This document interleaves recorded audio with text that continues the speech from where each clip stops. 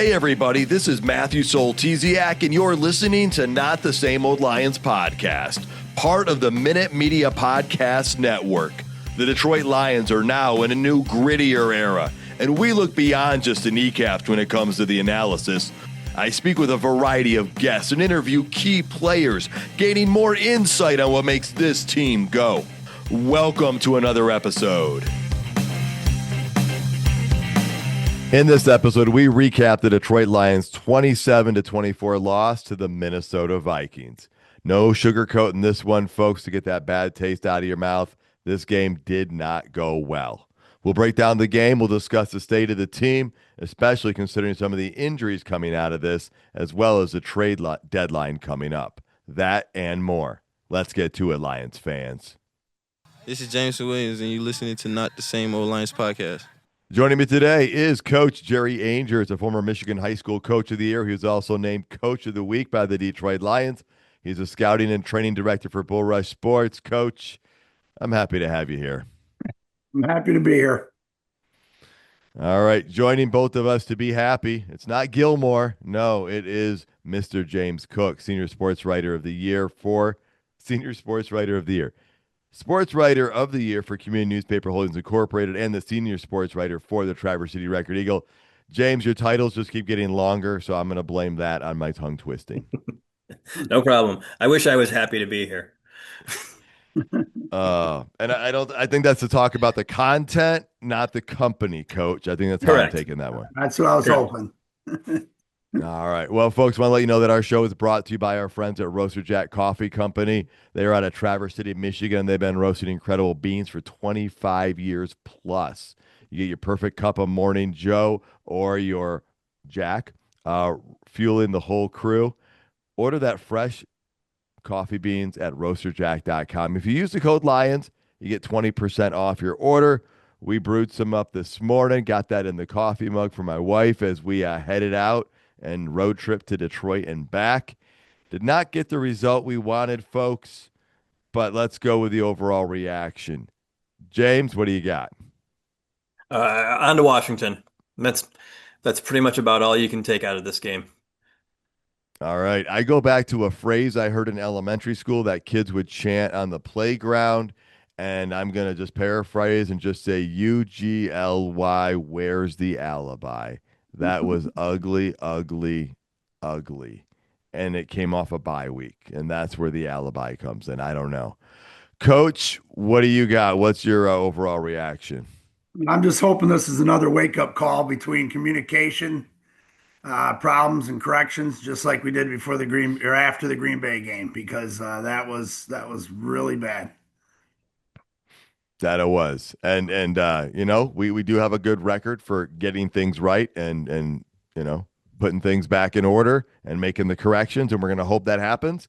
We tend to be pretty positive on this show. I think you're going to see some positivity in here, but you're also going to see some realism in here too. So, turning points, pivotal moments. I think the Lions opened the game great. That was pivotal. They went right down the field. Sam Laporta was featured on that drive, James. Lions were up 7-0. The crowd was doing great. The atmosphere before the game and then the opening drive, good start to the contest.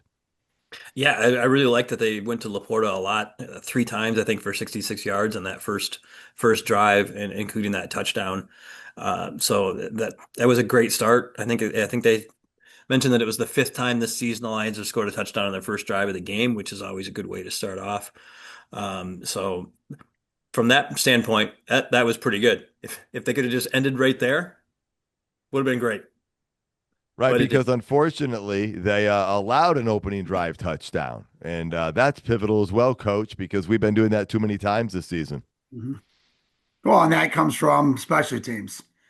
They took the momentum from us immediately. We drove down, hit Laporta. That split safety stop. They hit the middle of the field like we talked about in the pregame, and then we give up a 61-yard kickoff return, which resulted in another one of their huge play drives for scores. A total of 5 plays and 36 yards for a touchdown. That will be the theme of the show. Short drives, rookie quarterback who's not going to drive his 70 yards for a touchdown unless there's a mistake. Yep, and field position. That's something Hmm. that happened. Next thing up that I've got listed here was in the third quarter, David Montgomery fumbled the ball. The Vikings started at their own 30-yard line. And then the defense actually got the Vikings to third down. Lions got pressure on JJ, but Anzalone and Branch couldn't make the stop. Vikings go up 24-14, making it a two-score lead at that point. And so, you know, that was tough too because James, you're like, okay, Lions got the ball back. If we can go down and do something here, get the lead again, it just changes the complexity of the game. Yeah, and that run for Montgomery was going to be a first down. It was going to move the chains. It was going to keep it going. If the Lions score on that drive, they take the lead. Instead, the Vikings take it the other way, extend it to a two-score game. So that really kind of changed things around. You usually don't see Montgomery running with the ball out like that. Uncharacteristic for him. Very good play by the Vikings defender too to punch it out from behind, kind of like what Campbell did a couple weeks ago. And then I think that was also going to be the first time this season that the Lions had converted a 3rd and 10 or more, because it was 3rd and 12, and Monty had the first down Wow. ready when he got tackled or when he fumbled. All right. Well, and the only other pivotal moment I put in here goes to the end of the game, 3rd and 5, fourth quarter. I believe it was Arthur Millette was on the defender, Naylor, and the Vikings pass completed. Millette was pretty upset from what I've read on some of his comments, and he took full responsibility for it. But that allowed the Vikings to run the clock out, coach. I thought that was Yep. pretty pivotal. Well, that Millette had that one. He also had the 31-yard pass play on their second drive that made it 14-7. It was a seven-play, 64-yard drive, but it was a 31-yard completion to Millette. Got beat on that one too. Again, I'm not faulting him, but those are the perfect storms. Let's go back to the 24-14 one that you talked about. Yeah. Everything's going to be about Anzalone and Branch missing the open field tackle on JJ running in for the thing, but I'm putting that one on Hutch because Hutch spun inside and man coverage and left the whole outside. And I'm those are from my standpoint, watching it from a coach, I felt he freelanced on that one and didn't stay within the defense. And that's on him. He's the highest paid, one of the highest paid defense linemen. And I'm going to bring that up because he is, and he cannot make those plays on unless one of those linebackers was in a spy technique. I don't see it. That's all on Hutch as far as I'm concerned. Yeah, great observation, great insight there, coach. Appreciate that. That makes a lot of sense. Um, Anything else that was a pivotal moment in this game? I mean, we could talk. The field goal block was pivotal because rather than getting 3 points, the Lions, you know, did that and got that blocked, so they didn't get the 3 points. And then the Vikings went down and got some points, and that separated things out more. JMO had I mean, not JMO, Sane had a first down drop, you Yeah, know. And again, those are, and I know, and we know we love these guys. We know how good they are. We know this is killing them. It's going to drive them nuts all week. But the point is, perfect storm, as in Dan said. Every situation that we could have made something happen or did something, we did not. You know, and again, you got the block field goal, another 7-play, 24-yard drive. The Hutch on the touchdown that where he spun and ran in. It was a 5-play, 31-yard drive, 8-play, 41-yard drive. All whether it was a turnover or a big return, or we had a couple of critical 15-yard. Hutch had a 15-yard leg whip penalty. Okay, that was yeah, critical. They scored on that drive. Now, the Campbell one, absolutely not a rough in the passer. I don't know what he's supposed to do. He's supposed to let a scrambling quarterback go, or he's supposed to wrap him up. But I think that may be in the same one. But again, Hutch had a 15-yard that led to a touchdown. And again, I hate picking on the man, but and I'm not picking on him, but I'm just pointing. These are things that I look at and go, oh my God, yeah, we read, oh, this guy had a great game or that guy had a great game. There's nobody on the Lions team that, well, I don't want to say that. There were some guys that had some good games, but sure. not one of those guys are going to think they had a great game, but social media is going to blow it up. Anzalone missed the tackle. This guy missed that, but it was a full team affair on all three phases, as Dan Campbell said. 100%. James, I think you found Dan Campbell's quote quite appropriate there. You want to read that so everybody can hear it? Yeah, he said, we did everything we needed to do to lose that game. We made every critical error you needed at the right time to lose it. Mhm. Perfect storm. When you don't play well in all three phases, that falls on the head coach. That's me. I did not Yeah. have them ready coming out of the bye. All right. Did what he does. He took responsibility. No surprise there. Knew he would. And that's exactly what happened. Everything that could go wrong for the most part kind of did or didn't work out. I mean, the Terry Arnold interception, even it maybe saved some points on that drive at that point, but they didn't turn it into points, obviously, when it happened and stuff with the amount of time that plays into it. But let's go right there into before we dissect all the things that went wrong and what needs to be changed. There were some good things that happened in this, and Terry Arnold was one of those, James.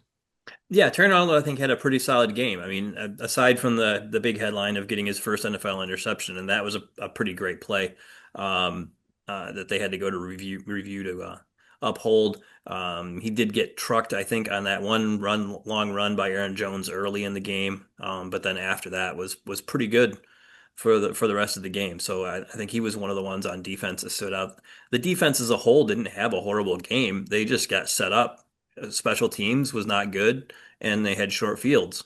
So but the so that was just something that kind of doomed the defense to fail, just what the situation they were put into. Yeah. One of the other things that I liked is that the Packers also lost, making the division just a Oh, muddled mess of everybody within essentially a game of each other, and yeah. uh, and a kind of essentially a three-way tie for first now. With Packers are technically in first because of that tie that they have, but everybody you got three teams with 5 wins and one with four now. Yeah. Coach, what did you find something you liked? I know you haven't had time to go back and watch the film yet, but is there something you liked in this game? Uh, no. Absolutely not. No, Campbell played well. Again, I'm a team guy, and you're not gonna nobody's gonna believe they played well because they didn't make the play to do that. I mean, Yep. Campbell did some great stuff. The defense, again, defense did some great with short fields, those 35, 36, 64, 41, 35, and 24 scoring drives. That's great defensive play. Arnold keeping them out of the end zone before the half was a big play. The block field goal could have led to 7, but the Lions, bucked up, bowed up, got their necks back, and the defense went to work and made him kick field goal. So offense did, some decent things, but we forgot one other negative. Most penalties that we've had in how long? 10 penalties for 76 yards. You Oh, know, we haven't even gotten to the negatives yet, Coach. yeah, I mean, I There's can't. so It's many just of them. the Yeah. problem is everything just goes right into the Yeah. negatives every time I try to get them on positive. So, but anyways, so that's my thing. I just I don't know. JMO the play he made. There's a positive. The one he took across the middle, the big catch, that was a positive as a first down. Then the next play thrown to him was kind of low, and we didn't catch it. So, but that play showed what he could do for us, and hopefully we turn him loose a little bit more. Yeah, I mean, you said it right. Jack Fox made a touchdown saving tackle, and Yeah. Jake Bates made a touchdown saving tackle. That's good, but it's bad because that should never even come to be in the situation there. Mhm. hmm Um, yeah, like I said, the pregame atmosphere was good. The first drive was good. Everybody was into it and excited, and they had a good advantage. But it wasn't sustained, and that's because of the things that went through. James, anything else good you want to hit on before we move to the realistic part? Yeah, but probably the much longer part. Yeah. Meek Robertson did a pretty good job on Justin Jefferson. 6 catches for 47 yards, for one of the top three receivers in the NFL. Mhm. He did a really good job on him last year too. That second matchup of the season. So he's got that. I think he's got his number. A little bit. He did have that one costly illegal contact penalty that wiped out the Thomas Harper interception. But it was pretty interesting to see Meek really, really, really jawing with Justin Jefferson in the second half. Like, I think it was as they were going away to commercial, they just showed kind of a slow-mo, and Meek was just letting him have it. I mean, and that penalty was tough too, because Mhm. that also could have been a pivotal moment. It could have been a game changer. Mhm. All right. Didn't like concerns. I'm just gonna start with third and doubt. That's what we got to call it, okay? Because you doubt they're gonna pick up a third down. Um, I mean, one of you guys already brought this up, right, Coach? I think it was you. And it's like, all right, they went 5 for 17 on third downs. Campbell said that's way too many third downs to have in a football game, Mhm. Coach. What, what's causing this? Well, it's penalties pre-snap, or during the play, or it's not getting yards when you run the football. I mean, Mhm. so they talked about this going into the bye week, coming out of the bye week, and yet it's still there, Coach. Talk to me about the third and outs. Well, yeah, I mean, I think I texted you guys during the game and I went 0 for 2, 0 for 3. I was watching them.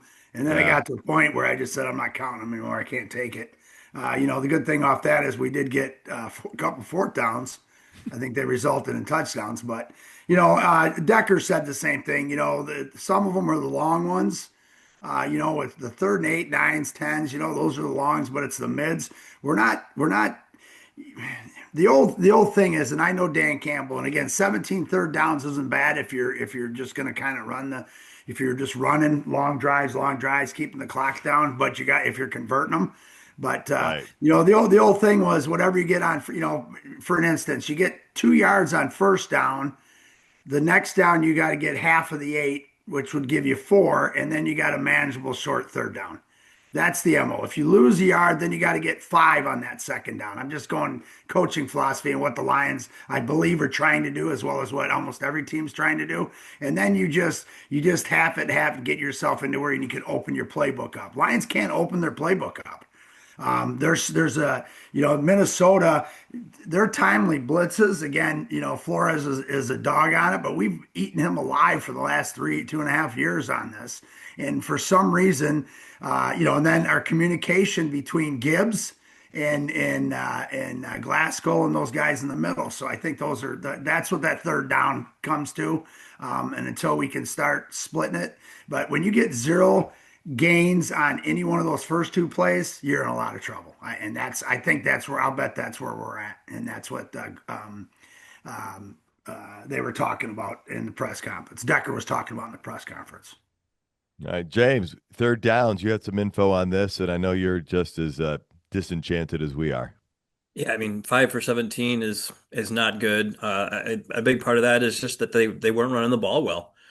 20 carries for 65 yards, is horrible for Lions standards. They're one of the better running teams in the NFL.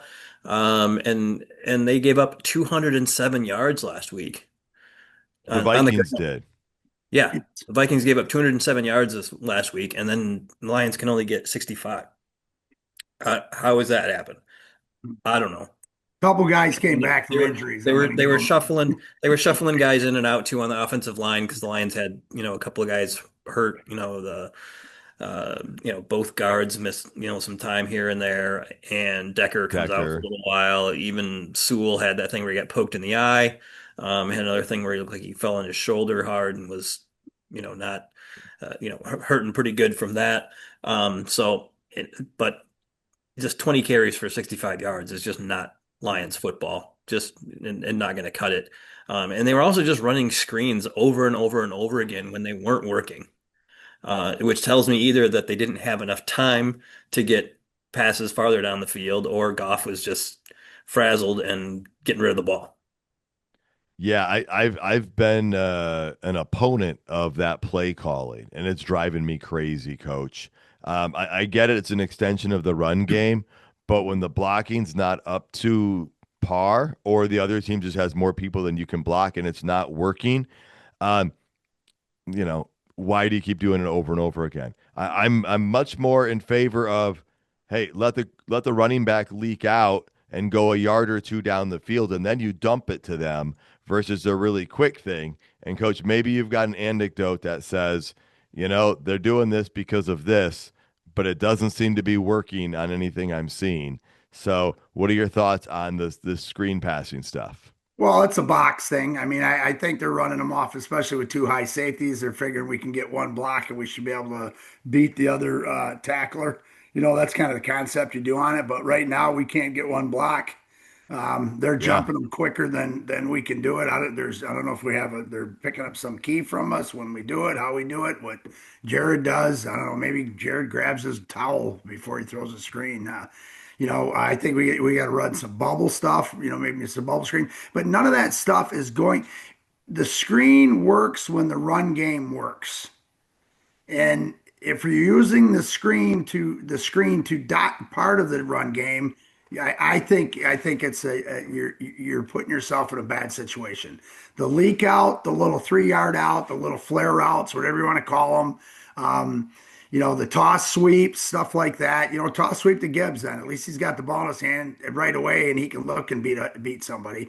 When we catch our screen, we're turning around and there's somebody in our face every time. So I just think the run game is hurting everything else, and Ben Campbell will attain to it, and the whole team will attain to it. I think that's what the biggest thing is. Our run game is not very good, and that's hurting everything else. Once we start establishing that, we should be fine. But boy, we got to establish that quick. We do. And again, like I said, there's that one play. It's not just that the Lions were 5 for 17 on third downs, but was Mhm. it like I forget how many times they went 3 and out in this game on a drive. And that hurt a lot. And one of those drives was they did two of those passes really quick to the sideline. And Mhm. another play on that drive was a run up the middle for maybe a yard or two. Mhm. Um, James, what else you got on adding on to the play calling there? I'm going to add one more. I want to see them taking some more deep shots because you can tell me the coverage doesn't dictate it. Well, then you're letting somebody else tell you how to play the football game, coach. Mhm. And at some point you have to play your type of football, and you have to get those safeties to go further back. Now, James, what do you got on the passing attack? Do you want them to try and force some stuff downfield more, or do you want them to take the more conservative approach? What is your perception on this? I mean, part of it is you got to take what the defense is giving you. So forcing stuff maybe not necessarily be the best idea, but you're going to have to take a couple of chances here or there to loosen the defense up a little bit. Um, Another thing is that Gibbs this season has not been very good in pass pro. It just doesn't Yeah. seem like he's been as good as he was last year in pass protection. He got eaten up once or twice today, um, which put pressures on Goff, and so I don't know if it's a matter of him not being good in pass protection or them putting him in bad positions.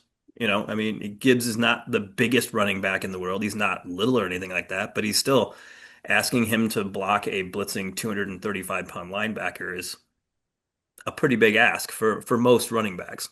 Yeah, and I do want to see the Lions take those deep shots, but the quarterback does need to have time for that to Mhm. develop. And it didn't look like Goff had a lot of time or had a lot of comfort in the pocket, coach. And so maybe that's playing into it. I mean, we want the big splash play and we want to, take it to the defense, but lack of run game could be partly due to lack of offensive line and other things. And so that also plays into the pass game. And if Goff doesn't have time to throw the ball, you can't. The receiver can't get downfield.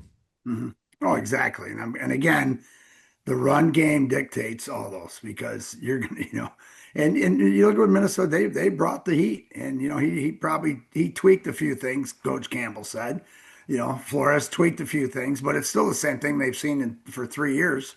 Like he said, we've been playing against them for 3 years. Again, the younger guards haven't, because they haven't played against them, which the rookie definitely hasn't, and so I just think we just can't get that 4 yard, 5 yard run to start the drive. You look at some, even though Green Bay didn't do it. I mean, Green Bay, Vikings. Minnesota didn't do a whole lot today with that, but when Yeah. they did get some first downs, it was off that first carry was 6 yards. Second and 4 is a beautiful play to be dealing with, and Yeah. and and second and 4 compared to second and 7, second and 8, second and 9 is totally different. And I just we just can't seem to click and get going and smooth and make it look like we did last year. We would go 5 drives in a row with touchdowns. So we did it against the Bears, but hopefully, but that was after a big loss. So hopefully we see the same thing next week.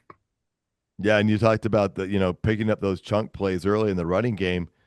The Vikings ran for 142 yards, 4.9 yards a carry. We Mhm. couldn't make them one-dimensional. They were able to run the ball well enough against us that that did not help our defense put pressure on JJ McCarthy. We still got 5 sacks on him, which was something I was hoping would happen, but it wasn't a difference maker in the end. Mhm.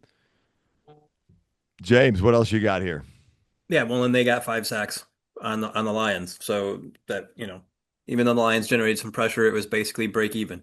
But yeah, it allowed they didn't get so much pressure on them, and them establishing the run took a lot of pressure off of JJ McCarthy. It's a difference between asking McCarthy to make 20 plays during a game and having him only have to make five. Yeah. So and when those 5 plays came up, he made them. But if you make him have to be the deciding factor and make 20 plays like that, he's going to mess a few of those up probably. Mhm. Um, I mean, just Yeah. being a rookie, this is his third game in the NFL, you know, and he's a first round pick. We know how good he is from his days at Michigan and everything, but rookies are going to make mistakes, especially at quarterback. And the Lions didn't put him in enough positions to make those mistakes because they were able to run the ball. Yeah. And another thing, coach, we talked about this being a complimentary loss. Special teams was not Ooh. special. Um, it was bad in a lot of areas. I think most of us all season have felt like our kick return game doesn't scare anybody, and we're scared every time we kick the ball off to somebody. That's how I've been feeling most of the season.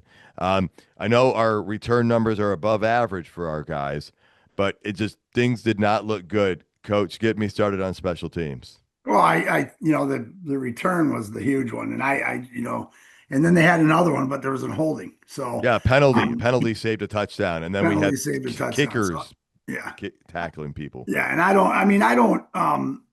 I've never been real concerned with our kickoff unit because I just think we have some, now that we got Vikai back and stuff like that, I just thought we already did that. Our kick return, I don't see us going to take it to the house, but I also see us taking it to the league average and putting the ball in the offense.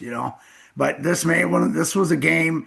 This was a game, and the Vikings came in, and I've been in these games before where I coach and said we have to win special teams and maybe win and have to win one or the other two. But we can if we win because special teams is huge. James just said it. McCarthy's not going to drive you 60 yards down the field. I'm going to tell you that right now. Uh, and unless he gets a big play or he gets comfortable. So when you give a guy a short field like that, and it worked in perfect for him. And when you have a game plan, you say we're gonna hit him with kickoff returns, and then you hit him with a kickoff return. Now all of a sudden, that young guy that we were just talking about that's played 3 games is like, yeah, it's going exactly like coach was going to say it's going to go. And you got to put some doubt, you got to put some cloud in his eyes, and we didn't. So, and then our kick, so that was huge. And then our return, I'm not. I mean, we're getting the ball out, we're not fumbling it, we're putting it at 35, putting it in the supposedly one of the best offenses in the NFL, and that part of it's not ending it or answering to it. So, but and then punt, Foxy did a great job. So. Foxy Mhm. did an awesome job. And then, of course, the kick was low and we got a field goal block. So, yeah, there's a lot to talk about there. Yeah, and on the blocked field goal, like the one defensive, there wasn't the defensive lineman who got the hand on the ball, and actually blocked the kick, but it was the one next to him, went right over Hatton. Mhm. It You know, bounced right? off 2 arms.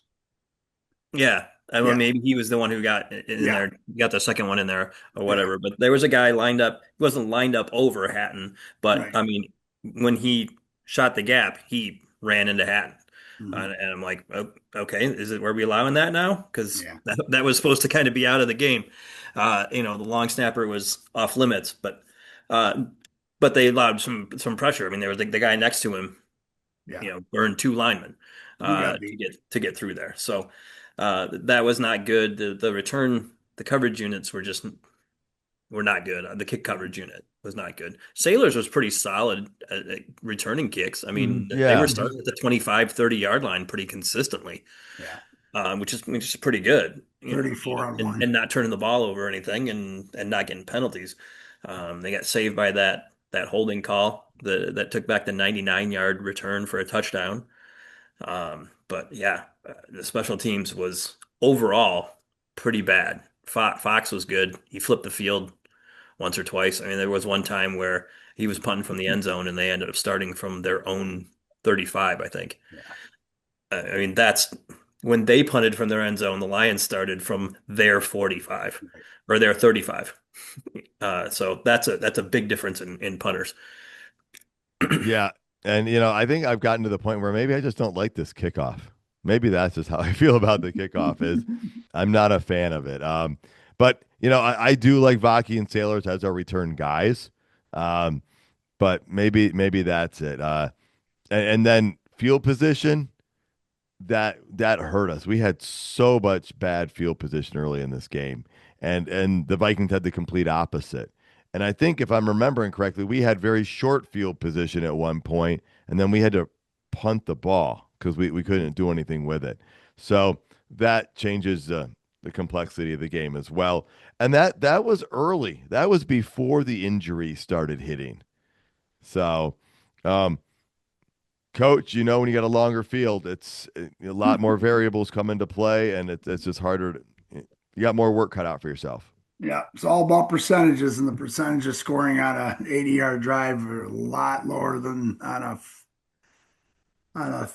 36-yard drive, a 41-yard drive, a 35-yard drive, and a 24-yard drive. So yeah, it's just we just gotta gotta make things meet. But again, perfect storm, like Dan Campbell said. My thing is some of our best players in this game that are getting paid the most money made some of the biggest mistakes. And when you have 4 or 5 of your best players making 4 or 5 of your worst mistakes, you're in a lot of trouble. And hopefully we'll rectify that system before next week.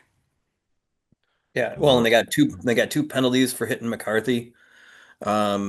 Neither one of which I thought were incredibly strong penalties. You could make an argument that they were penalties, but they were both a little, like, okay, that could go either way. I mean, that's Oh, just you're talking about You're talking about Campbell and Hutches. yeah, Hutchins was a flat out leg whip, James. I'm sorry. I watched that play and I'm going to argue with it. And he knew exactly what he was doing on that. And you can't do it. And we got away with one last week. And I'm mad about it because as soon as he did it, I'm we saying, why did. are you doing? We got away with one last week that we got fined. The referees in the next week are going to look at that play and just wait for a line to do it. And Hutch, the guy, our best defensive player that should know better, made a critical mistake. Now, Campbell's, I totally agree with you. But the Hutch one, as soon as he did it, I was furious. and didn't Hutch get called for another one though, where he actually hit him, No. where he sat? Mm-mm. Okay. Mm-mm. No, but No, I Campbell think it was, got called for that one, and you could even see Campbell brace his yeah. hand on the ground. Yeah, that's what I'm That, thinking of. You can see, yeah, Yeah. That's one you're thinking of. he put his arm out Yeah. to yeah, lessen the impact so that he wouldn't come down to full weight, according to that rule. And yeah, that one's one that I thought, Yeah. I mean, in my notes right here, I have really weak call on Campbell hit on JJ. Yes. Yeah. It yeah. was. It was. And even, So even those guys said it on they're like, oh man, what's he supposed to do? He was there so quick. And it's not Yeah. like that rule was where you grab the guy around the waist and you pull him up and you drive him into the ground with full body. That was right. just the momentum full body. It wasn't, yeah, I Yeah. totally agree on that. That was a heartbreaking one. Yeah. That killed us. And he didn't slam him or No. anything. No. And then they had a sack after that. They had the interception nullified right after that Mhm. by the Amik penalty. And luckily they got out of that drive because of interception by Arnold. Yeah. But I think they ended up punting the next drive. Perfect storm, right? Yeah. Well, Perfect. adding insult to injury or literally injury to insult here, man, Mm. I couldn't keep up with all the guys running off the field from the offensive line. I mean, you just saw them, and not everybody ran off, but you saw, um, Ratledge go off the field, and then I'm like, Ratledge is out, and James is texting me. Awashika just went in for him, and then Awashika later had to go over to go in for Mahogany, and then Ratledge came back in. You saw Sewell leave, you saw Decker leave, you saw Skipper come in. Um, James, talk to me about what you know about the offensive line at this point. Fortunately, right now, the only injury that looks serious is Christian Mahogany. They didn't say what it is, but Campbell said in his press conference after that it looks like it's going to be a long time. Mhm. I think he specifically mentioned like late December.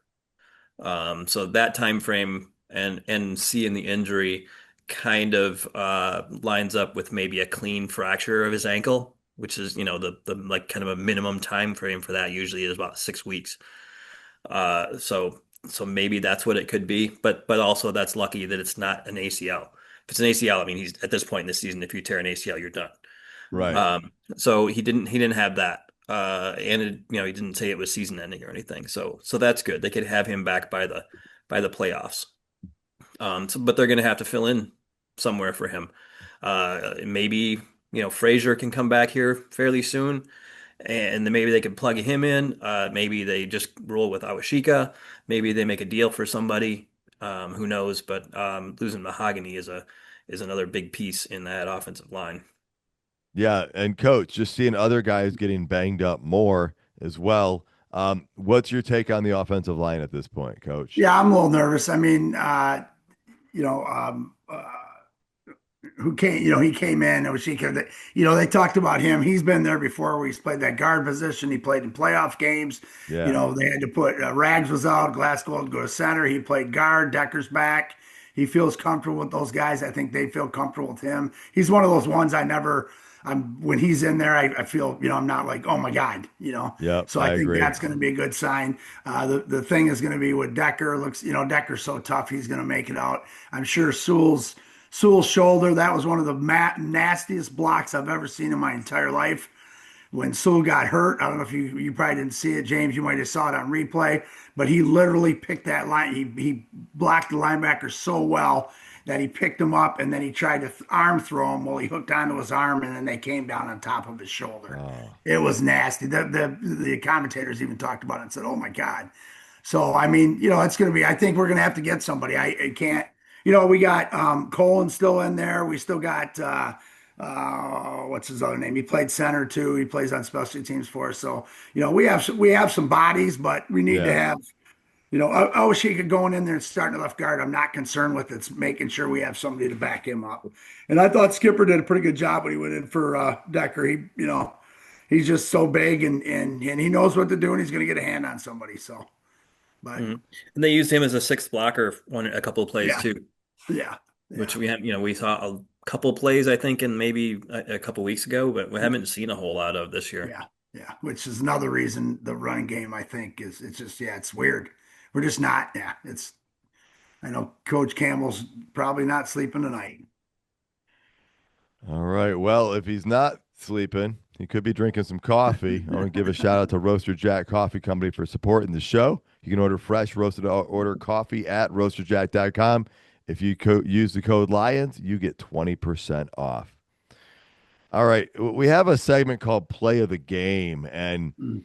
I I almost want to just omit this segment for this game, but um, if you have a play of the game for you, I've got a play of the game. I found something I liked. James, why don't you get us started? What's a play of the game for you? So I picked two. I picked one which was a positive and one was a negative. Appropriate. We need that. And the negative one obviously is the Montgomery fumble. The Lions needed to win the turnover battle. They didn't. It was 1-1. Um, and that was just big because they were moving the ball, getting the first down in that play and potentially, taking the lead. if they complete that drive. So the positive one is that Laporta touchdown catch. I mean, on the first to finish off that first drive. That was just another pretty impressive play, kind of reminiscent of the Jamison Williams one, where he just is pushing and bouncing off of people the last 5 yards. I didn't think he was going to touchdown on that play at all, Right. and he just kept moving his feet and pushing people, and the way the pile was moving, you were thinking like maybe Sewell was behind pushing or something like that, but it wasn't. It was just Sam Laporta with like three Vikings hanging on him for the most part. I think at the end, one of the linemen kind of came in and got a hand on his shoulders and kind of pushed him in through it, but I think he was pretty much already going to be in the end zone at that point. Yeah, and I'll add. And by the way, the first two Lions touchdowns came on fourth down plays. We got to remember that's how difficult it was for us to score. But I'll add that JMO touchdown catch. I know you had that as consideration as well. I add that because of the effort that JMO made to get into the end zone. That was impressive. Initially, they called him down. We're like, "What are you talking about?" Then they showed the replay and they changed it. And I'm going to give a shout out to Nick Whiteside. He made a pretty awesome tackle on a run play, I believe it was. And he had come in, and I thought that this is a solid play, textbook. Was one of our better run stopping plays because we didn't have that many. It felt like to me. So I'll give a little positive. I mean, I'm not all doom and gloom. We have a winning record. We played horrible, and we lost by a field goal. I mean, I'm just pointing that out just for perspective. Exactly. The Lions lost this game. The Minnesota Vikings did not win this game. Uh, I mean, the Lions played this horrible. One of the worst games I think that we've seen in a couple years. I would say, Yeah. aside maybe the Commanders game, or the Ravens game. Those would be maybe about the only ones that I could think of that would, you know, just be about how bad they played. There was the offense sputtered. The special teams was, for the most part, not good. Defense was okay, but not, making big plays or anything. So, I mean, all around, it was just not a good day, and they still only won by 3 points. All right. I'm going to go right back to that. But first, I have to give Coach the opportunity. Did you have any plays of the game, Coach? Oh boy, no. Well, you Uh, know what? And again, I'm gonna, Laporta, you guys are on that. James, the play of the game would have been Jamo's touchdown if we'd have stopped him on defense and came back and won that game. yep. And the reason I like that was he made a play in a critical situation. We threw that little just freaking. Jared threw a great ball.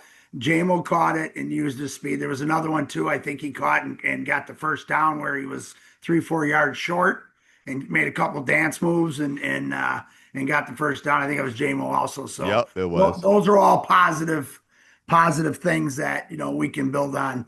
I do want to talk about one play that didn't work, but oh my God, I can't wait till they do it again. And that's the freaking out and up in the end zone with Saint.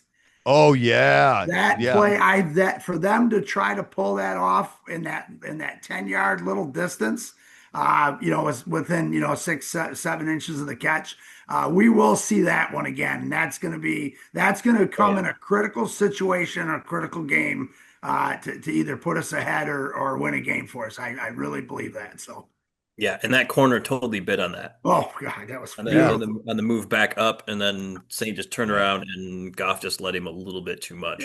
yeah. Yeah. Well, the other thing I didn't bring this up earlier, but I meant to. And Coach, I'd love to get your perspective. 2 minutes and 26 seconds left in the game, and the Lions have the ball. They run one play. They go up to the line and they let 6 seconds run off the clock before running another play in a game where you're trailing by 10. And a lot of people at the stadium were befuddled by that. And any insights? Well, two things. I thought the same thing too, but I don't think they could get their personnel lined up the right way they wanted to. But here's Uh, the other, I think that was the big thing. There was a little bit of miscommunication in the lineup or what the call was. You could see that. And the one good thing from that situation is we can look at that, but we can also look at Minnesota stop the clock twice before we got the ball in that drive to give us basically two timeouts. If Minnesota would just ran the ball instead of trying to turn JJ McCarthy into Patrick Mahomes, we would have been okay. But they stopped the clock. So I think picking up that extra time, we knew, especially with three timeouts, it would nice to get that in before the 2 minute warning. But I think it was one of those ones where they just said, let's gear this thing down and get it right, and it Having paid the right off. So personnel to run the yeah. play. Yeah. And Yeah. again, I thought, they had that 20, there was something, I don't know if it's somebody coming in, somebody coming off, if somebody, and it looked like there was communication, and they just pulled the reins back and said, look, let's take 2 minute warning. Let's get our act together and let's go. So because at that situation, how many points, what were we down? 10, right? Yep. Well, if we throw three passes, we still can kick a field goal. We're still only down one score, and then our defense can play over. So we had a lot. That was actually, we were in really good spot Yeah. by what we could do. And somebody said, "Why didn't you ask Dan Campbell? Why didn't you kick the onside kick? You got almost 2 minutes with three timeouts, and your defense is playing Hmm. well. The onside kick is dumb. Yeah, It's no, not. yeah, he called that one right. Yeah, that's it. That would be a dumb. So I Yeah. think that was what it was. Yeah, I was, yeah, you're going to be upset. But again, I like that a coach pulls everything back and says, whoa, timeout. This is something's not working. Let's get to that 2 minute warning and go. All right. I appreciate that insight. Yeah. Yeah, Don't rush the play just right. to get the time in. You Yes, do the quality play. yes. All right. Major storylines here, guys. Here's the big one, I think, and that is coach took the blame as you expect him to. We've talked about that. That's what Always. head coaches do. But guys, I want to hear from both. You got to talk to me about this offense. Is it the play calling? Is it the execution? Is it both? Before the injuries to the offensive line, was the offensive line the issue? Are there other things? Is it the fact just simply that our run game isn't strong enough, or our offense isn't creative nor explosive?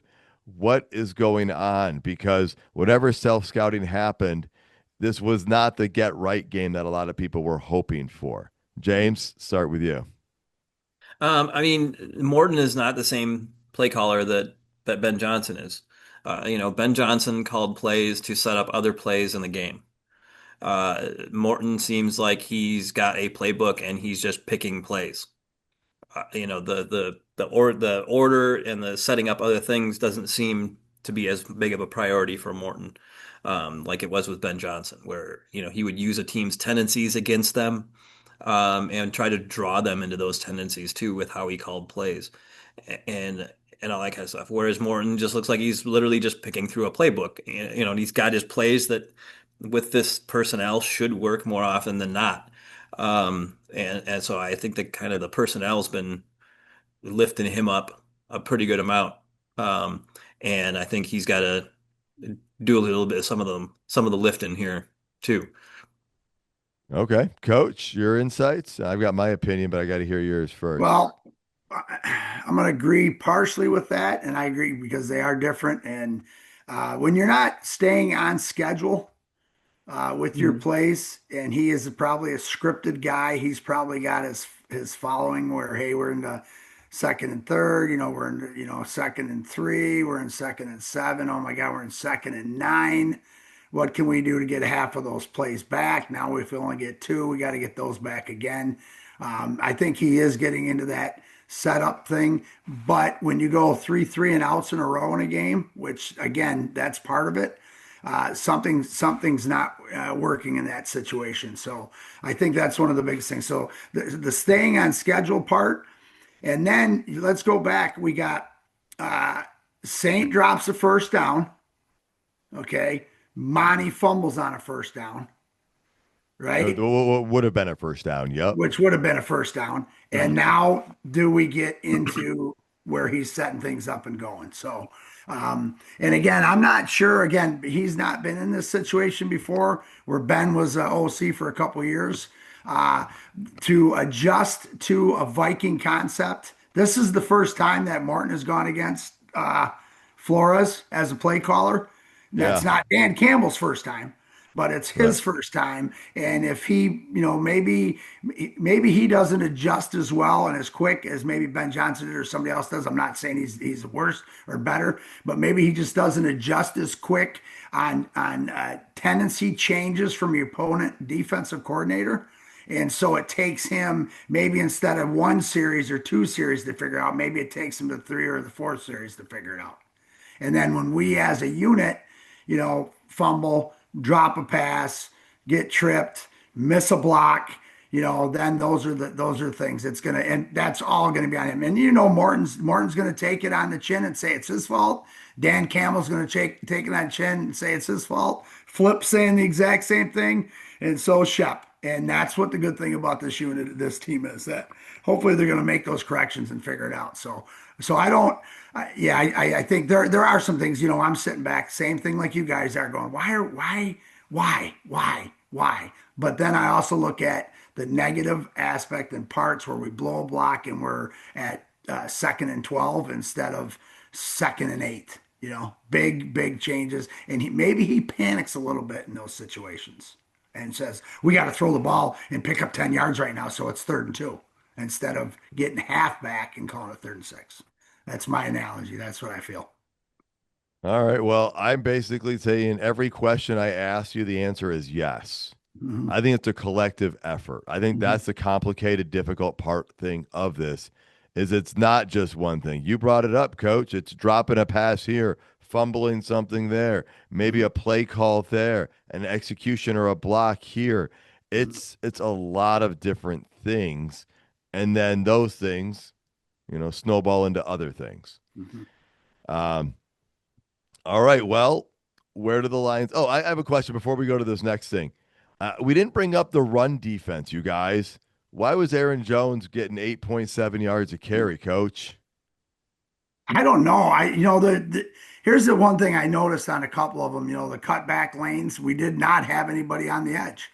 Nobody was staying home on that. He had the one big run. It started right and guy, I think it was outside zone right. And then, he's got a two read, he got a two read bubble where he can stay to the right. If it's cloudy, then he kicks back to the left because it's clear, and in green grass, cloudy, whatever you want to call it. And there was two or three of those where there was one on the Hutch's side where Hutch came down and gonna make that tackle in the backfield on the backside, and he just put his foot in the dirt and came back, and we had no backer or anybody on that side. So I think there was some serious communications defensively in this game too. In those critical, they played well, they did some good things, but in the critical situations, they didn't have somebody covering here, covering there, which also may come from, did we open the defensive playbook more than we did the previous week or the before bye week? Because we had guys in there, the legion of whom were in there, and we simplified it, and people were flying around. Where in this game we may have opened that playbook up a little bit too much, and people weren't flying around because people had to think before they could read and react. Yeah, that could be part of it. I nodded my Mhm. head a few times while you were talking, like I knew what you were talking about, but Yeah. I didn't follow all of those concepts. Just if I'm being fully transparent here. So that's another reason why we appreciate you so much. Yeah. Um, but hey, JJ McCarthy had a 9 yard run, and then he had 3 more yards rushing apparently on 8 more attempts. So that's not horrible, but it seemed like they could get positive yards when we struggled to get 1 or 2 on a carry. They were getting 4 or 5, Yeah. and so just made it short for the offense then on second down, James, and it kept them ahead of things. Yeah, yeah. And one thing I will give Morton credit for was on that 4th and 5 on the drive where they got the field goal blocked when they hard counted Greenard Oh. into an offsides and a free first down. That was a nice call and well done. Mhm. Good Yeah, call. thank you for bringing that up because I forgot. Yes, they got Grenard to jump.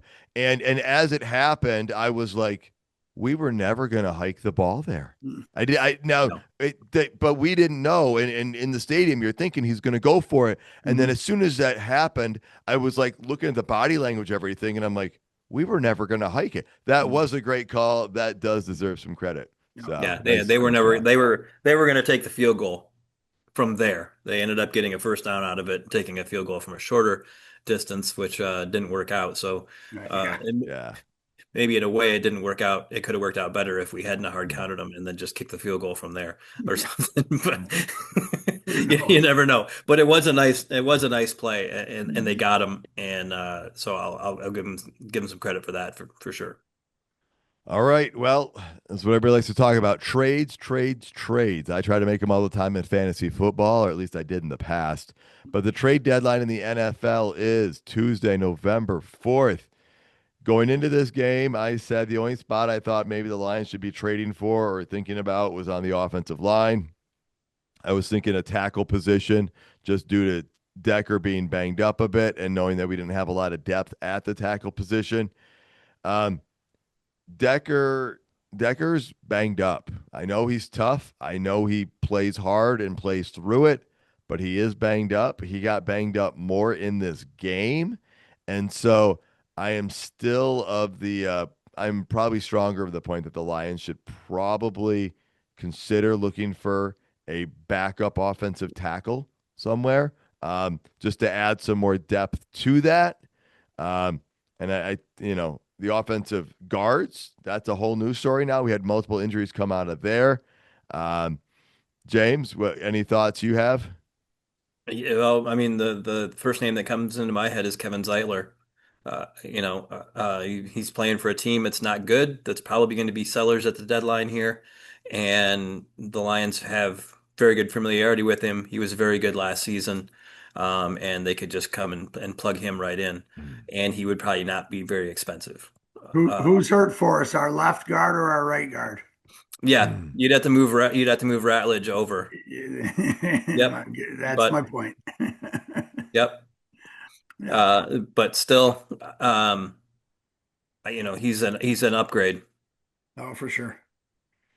Yeah, I mean it's one that would make sense from the familiarity standpoint, but the offensive line is an area where I do think we should bring somebody in, Mhm. or I'm hoping they do for that. Coach, I think you alluded to earlier in the show. Are you thinking the offensive line's an area still? Yeah, I think, I mean, we have some guys I believe in there, but you have to have that backup. We carried eight, and at one point I'm like, ooh, what are we going to do here? I think we carried eight or nine. Well, with I think Skip is nine. So yeah, so I think we're gonna definitely when you lose a starter for 8 weeks, you have to bring somebody in unless you think you have enough. And there are, like Dan Campbell said, we have some guys in the hopper. Yep. I mean, they've set themselves up for depth. Maybe guys that could fill in, but then we do have to have a backup for the guy if we feel he can fill in. So maybe not, like you said, may not be a starter. Maybe two guys. Maybe we need to find a guard and a tackle.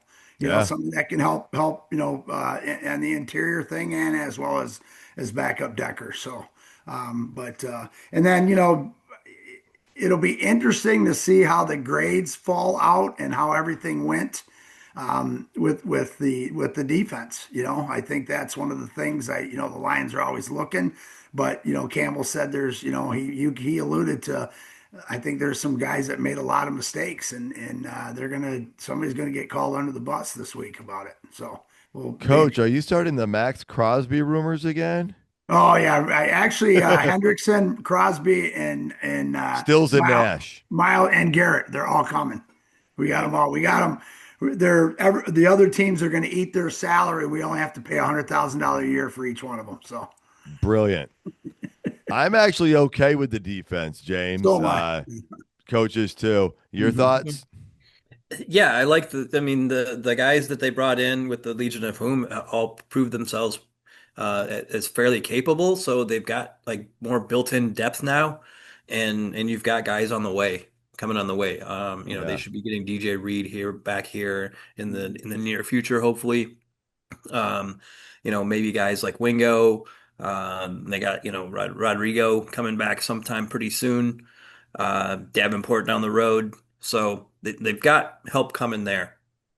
All On the right. offensive line, you maybe have Frazier, but that's it. Unless you make a deal, Yeah. that's your only help that's coming. Yeah. We've got Cologne who's back and he he's able to rotate in. But you're right. If we want to get another depth piece, it's going to have to be a trade. So, all right, Coach. Any final thoughts before we get out of here? Nope, just can't wait till tomorrow when I wake up because then it's on to Washington. There you go, James. Yeah, on to Washington, who is also not looking good. Oof. They are getting taken apart as we record right now by the Seattle Seahawks. And that 31 to it 7. is scary. And we talked Yep. about that with the Vikings. We said they were scary because they were getting a new quarterback. Thursday games always look ugly, so you can't base a team off a Thursday game, what they're going to do 10 days later. But I reiterate it, and I agree with you guys. Vikings played an okay game. We played a horrible game, and, we defeated ourselves in this one many ways over. So, with that, it's on to Washington. We'll have a preview thing coming up middle of the week, guys. Thank you for tuning in. Big thank you to Roaster Jack Coffee Company. Roasted incredible beans since 1999. Visit their website, roasterjack.com. Use the code LIONS. You get 20% off your next order. Please tell your friends and family about the show. Find us on social media. We are on Twitter and Instagram. You can find us on all major streaming platforms, including YouTube for the video version. We'd love to hear your thoughts and reviews. Check out more episodes and content at notthesameoldlions.com. Until next time, stay gritty, my friends.